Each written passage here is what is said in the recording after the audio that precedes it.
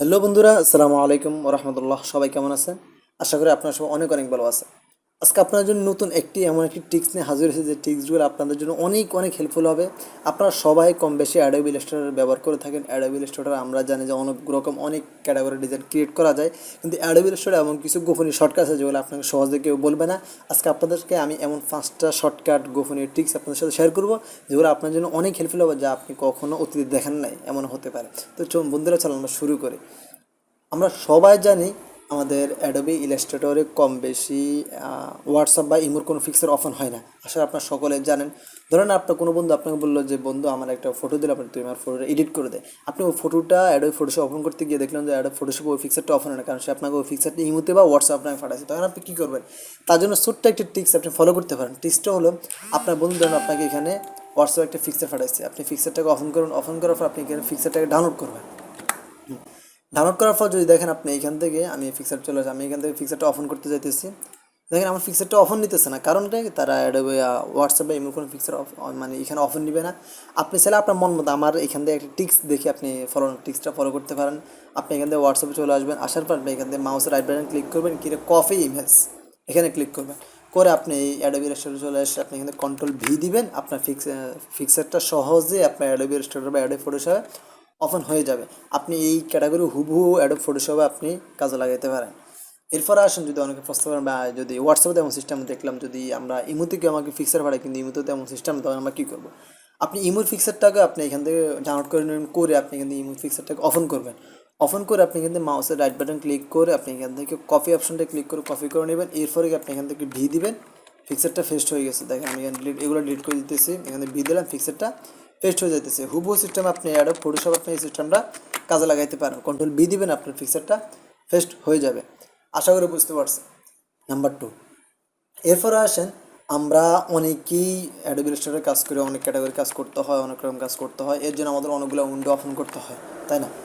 ধরুন আমি এখান থেকে একটা উইন্ডো ওপেন করলাম, কন্ট্রোল লাইন দিয়ে একটা উইন্ডো নিলাম, উইন্ডোর নাম সাইজটা দিলাম 1000 বাই 1000 পিক্সেল। আমরা এখান থেকে ক্রিয়েট দিলাম, ক্রিয়েট হয়ে গেল।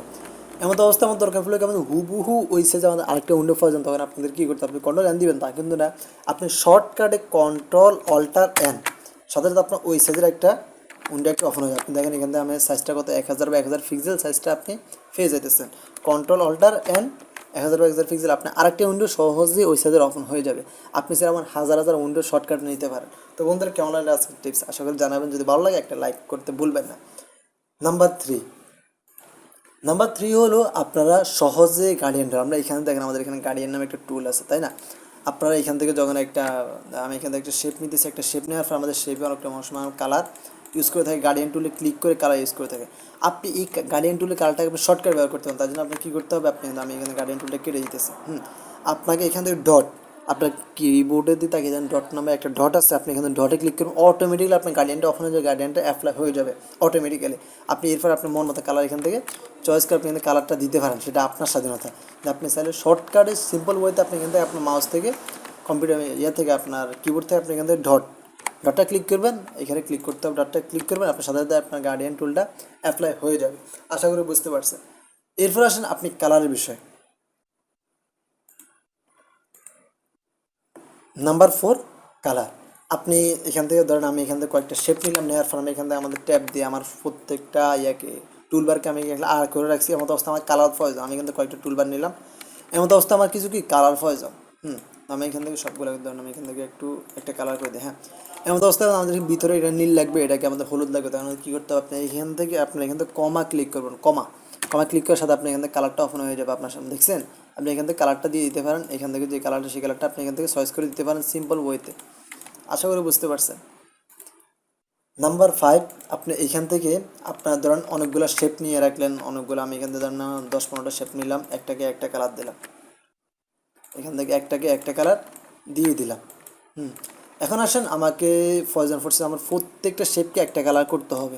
বলা যায় আমার প্রত্যেকটা শেপকে আমাদেরকে এখান থেকে আপনাকে লাল করে দিতে হবে। তার জন্য আপনি কী করতে হবে? আপনি প্রত্যেকটা শেপকে ধরবেন, ধরে আপনি এখান থেকে কমা ক্লিক করবেন, অটোমেটিকলি আপনার প্রত্যেকটা শেপ আপনার লাল হয়ে যাবে। এরপর যদি আপনাকে বলা হয় যে আমার এই শেপটাকে একটু নীল করতে হবে, আপনি এখান থেকে হলুদ করতে হবে, আপনি হলুদ শেপটাকে উপরে তুলে দেবেন, দিয়ে আপনি প্রত্যেকটা শেপকে ধরবেন, ধরে আপনি এখান থেকে কমা ক্লিক করবেন, আপনার প্রত্যেকটা শেপ অটোমেটিক্যালি আপনার হলুদ হয়ে যাবে। এবার আপনি আপনার একটা ডিজাইনকে 4 কালার ডিজাইনকে সিম্পল ওয়েতে এক কালার করতে পারেন। তো ঠিক আছে বন্ধুরা, আজকের ক্লাসটা এতটুকুই। আশা করি আজকের ক্লাসটা আপনাদের নতুন কিছু অভিজ্ঞতা হয়েছে। যদি এই ক্লাসে যদি নতুন কোনো বিষয় অভিজ্ঞতা হয় তাহলে ফির চ্যানেলটা সাবস্ক্রাইব করতে ভুলবেন না। যদি সাবস্ক্রাইব করে থাকেন অসংখ্য অসংখ্য ধন্যবাদ। ভালো থাকবেন, দোয়া করবেন। আসসালামু আলাইকুম রহমতুল্লাহ।